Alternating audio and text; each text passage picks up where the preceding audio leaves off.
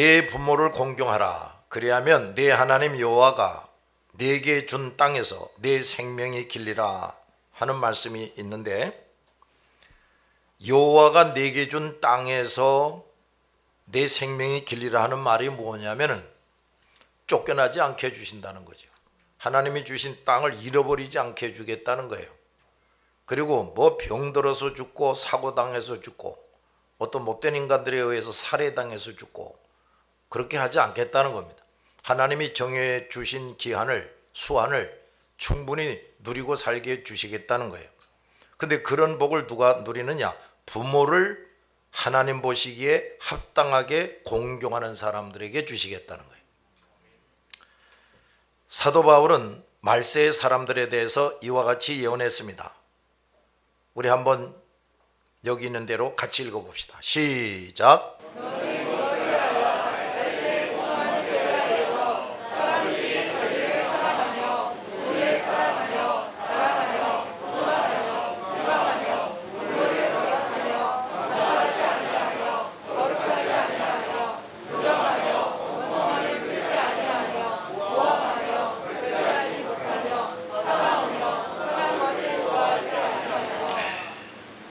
자, 지금의 세태를 아주 정확하게 예언하고 있는 말씀이에요. 앞으로 이런 일이 점점 더 심해질 겁니다. 그런데 이 예언들 가운데는 부모를 거역하리라 하는 말이 나와 있어요. 미국의 어느 목사님의 글에 최근 미국의 젊은이들이 부모를 무시한다. 그리고 자기 좋을 대로 하는 일이 너무 유행하고 있다. 그로 인해서 수많은 젊은이들이 점점 불행의 고통에 떨어지고 있다 하고 탄식하는 글을 봤어요. 기독교 세계라고 할 수 있는 그 미국의 젊은이들이 부모를 공경하라는 하나님의 명령을 무시함으로써 저들은 자기 조상들이 어느 민족보다도 하나님의 명령을 잘 지켜서 쌓아놓은 부귀영화를 점점 잃어버리고 있어요. 우리가 명심할 것 중에 하나는 사람이 아무리 똑똑하고 잘났어도 또 환경이 아무리 좋아도 부모를 공경하지 않는 사람은 결코 이 세상에서 우선 사람다운 사람이 될 수가 없다는 거예요. 또 사람다운 삶을 누릴 수가 없어요. 십계명의 처음 4계명 1, 2, 3, 4계명은 하나님과 인간과의 관계를 취급하고 있어요. 하나님을 예배하는 방법, 예배 시간 이런 걸 말해줍니다. 그런데 5번째 계명부터는 인간 상호 간의 관계를 취급하는데 하나님은 그 중에 제일 먼저 가정생활부터 언급하십니다. 하나님께서는 우리가 사람들 속에서 살면서 반드시 지키고 행해야 할 원칙을 가르쳐 주실 때 가정에서의 의무부터 가르쳐 주셨어요. 올바른 가정생활이 있은 다음에야 인간 상호 간의 모든 생활이 바르게 될 수가 있는 겁니다. 사람은 가정에서 태어납니다. 따라서 모든 사람은 학교나 직장이나 모든 사회에서 사람 구실을 제대로 할 수가 있으려면 먼저 가정에서 정상적인 생활을 배워야 돼.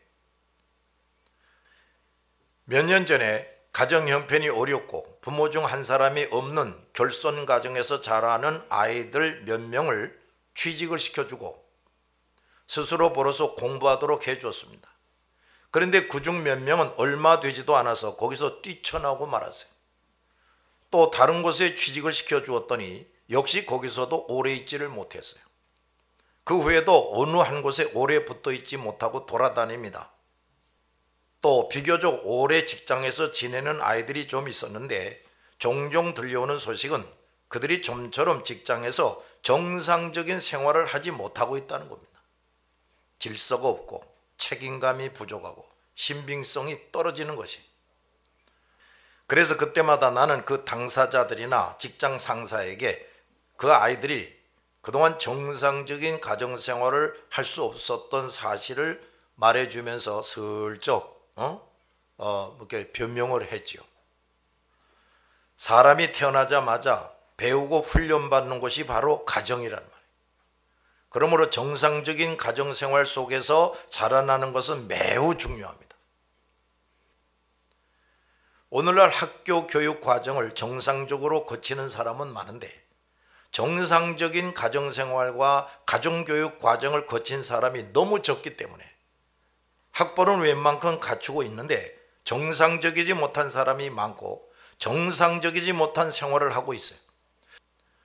그래서 지금 우리나라의 사회는 점점 걷잡을 수 없이 혼란과 갈등이 쌓여가고 있습니다. 대학 교육까지 받았다는 젊은이들이 조그마한 충동만 받아도 이성을 잃어버리고 스스로 목숨을 끊어버려요. 인격과 이성이 없는 감정적인 동물이 되어버린 거죠. 또 나이가 들고 교수요, 종교 지도자들이라는 사람들이 분신 자살해서 죽은 아이의 시체를 앞에 놓고 높이 축혀 세워줍니다. 심지어 그 시체를 놓고 장례를 하면서 정권 타도를 외치고 이런 짓을 하는 사람들이 있어요. 이렇게 인격과 이성이 삐뚤어지고 병든 사람들이 점점 많아지고 있는 한 아무리 정권이 바뀌고 아무리 비책을 내놓아도 이 소용돌이는 절대로 해소될 수가 없는 겁니다. 그래도 당장은 어쩔 수 없어도 미래를 내다보며 나아지게 할 수 있는 방법이 있다면은 지금부터라도 각 가정마다 정상적인 가정을 만드는 거예요. 자라나는 아이들이 가정에서부터 사람 되는 기초교육부터 철저하게 배워야 돼요. 그것은 학교에서 하지 못해요. 학교는 가정이 아니고 선생도 부모가 아니란 말이에요. 부모들이 가르칠 것을 안 가르치고 아이들을 학교에만 떠맡기고 있으니 자라나는 청소년들이 결코 사람다운 사람이 될 수가 없고 정상적인 생활을 할 수가 없는 겁니다. 오늘날 청소년들의 혼란과 장년들의 무슨 퇴폐풍조 이런 거는 모두 그들 가정이 정상적이지 못했음에 기인하고 그들 부모의 불성실함의 원인이 있어요. 정상적인 가정이 정상적인 인격과 성품을 만들어요. 인격과 성품은 가정에서 거의 다 형성이 됩니다. 가정교육이 얼마나 중요한 것인가를 깨달아야 합니다. 제5계명은 너희 자녀들아 부모를 공경하는 것부터 배워야 한다 하고 가르쳐 줍니다. 부모는 자녀들이 어른이 돼서 스스로 정상적으로 처신할 수 있을 때까지 많은 점에서 하나님과 같은 위치에 있어요. 하나님은 인간들과 하나님과의 관계를 설명하시는 데 있어서 부모와 자녀 간의 관계를 상징으로 사용합니다. 부모의 자녀에 대한 사랑을 체험함으로써 사람에 대한 하나님의 사랑이 어떤 것임을 알게 해줘요. 부모의 사랑은 자녀가 끝까지 잘못하면 채찍으로 때려서라도 올바르게 고쳐줘야 돼요. 자녀들이 가정에서 자라면서 부모에게 순종하기를 배우면 하나님께 순종하는 것은 어렵지가 않아요. 자녀들이 가정에서 부모의 올바른 가르침에 순종하고 부모를 존경하는 태도를 터득하지 못하면 국가의 법도 선생의 가르침도 이웃 어른이나 선배도 존경하고 따르지 못하게 되는 겁니다. 전에 어느 대학교에서 학생이 교수와 주차 문제로 다투다가 학생이 교수를 때렸다 하는 기사가 나왔어요. 나는 그 기사를 보면서 누구보다도 크게 사죄하고 반성해야 될 사람이 누구냐? 그 부모란 말이에요. 세상에 그런 폐륜아가 어디 있습니까? 그 아이가 얼마나 가정에서 윗사람을 존경하는 것을 못 배웠으면 선생을 때리냐 말이에요. 우리나라의 이 교육제도가 근본적으로 개선이 돼야 돼요. 제가 샌프란시스코에 방문했을 때 어느 목사님에게서 들은 얘기예요. 그 목사님의 아들이 미국의 인류대학에 들어갈 수 있는 성적이 됐어요. 공부를 잘합니다. 그래서 부자가 논의해서 예일대학이 그래도 기독교 대학이 세계적으로 유명하니까 거기에 가자 하고 결정을 하고 필요한 서류를 보냈단 말이에요. 얼마 후에 예일대학에서 통보가 왔는데 우리 학교는 학과 성적만 우수하다고 입학이 허가되지 않습니다. 귀하의 자녀는 학과 성적은 충분하지만 사회를 위해 봉사했다는 현저한 증거가 부족하고 종합적으로 분석할 때 우리 학교 학생으로서의 품위를 갖추었다고 충분히 판단되지 않으니 이해해 주시기 바랍니다. 불합격 통보를 보낸 거예요. 공부를 잘하는데도. 그저 시험만 잘 치르고 심지어 뒤로 돈을 주면 입학시키는 그런 교육제도가 이게 근본적으로 달라져야 돼. 학과 성적뿐 아니라 그 학생이 어떻게 자라왔는지, 무슨 좋은 일에 가담을 했었는지, 무슨 사고방식을 가지고 있는지, 어떤 비전을 가지고 있는지, 교양과 상식은 좀 제대로 갖추고 있는지, 인격이 어떤지, 이런 걸 종합적으로 철저하게 검토하는 검진을 통해서 정말 모범적인 학생만을 대학에 입학할 수 있게끔 고쳐야 돼. 대학 나온 사람이나 초등학교밖에 못 나온 사람이나 다를 바가 없고 오히려 고학력자들이 더 비인격적으로 행세하니 불만과 갈등과 불신이 그칠 수가 없는 겁니다. 기대할 만한 부류의 사람들이 없다는 말이죠. 우리 시대의 크고 작은 무법적인 사태는 대부분 웃사람을 존경하는 정신의 부재에서 발생하는 겁니다. 이 나라의 모든 자녀들이 이 5번째 하나님의 계명을 배우고 지킨다면 이 나라는 어느 나라보다도 복을 받을 것입니다. 에베소서 6장 2, 3절에 다 같이 읽읍시다. 시작.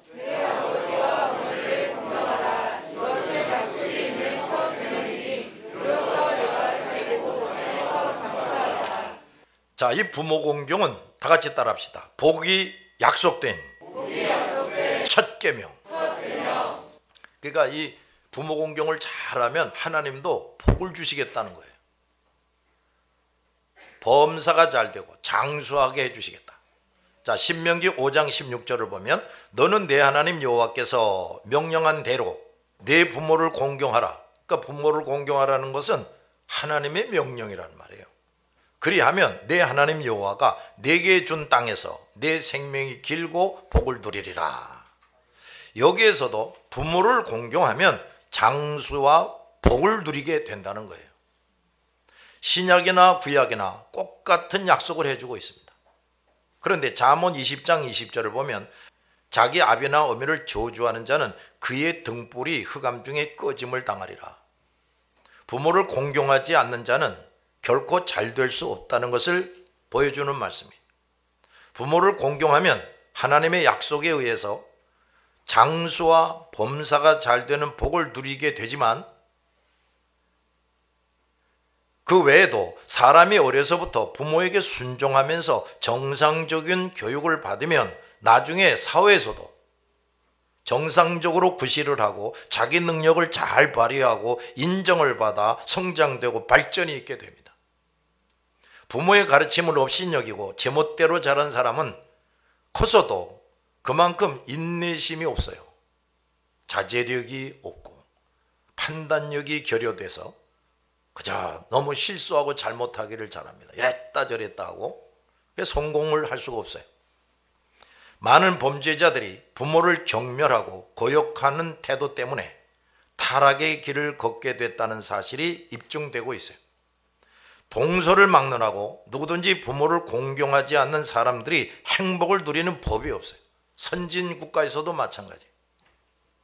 하나님을 섬길 줄 모르는 사람이 행복한 사람이 될 수가 없듯이 부모를 공경하지 않는 사람이 다른 사람을 행복하게 하거나 자신이 존경을 받으며 살 수가 없어요. 자, 여러분의 미래가 어떻게 될지를 알기를 원한다면 이 2가지를 한번 따져보시면 돼요. 첫째, 하나님을 섬기는 신앙을 가지고 있는가? 2번째, 부모를 잘 공경하고 있는가? 이걸 점검해 보면 또 알 수 있다고 말해요.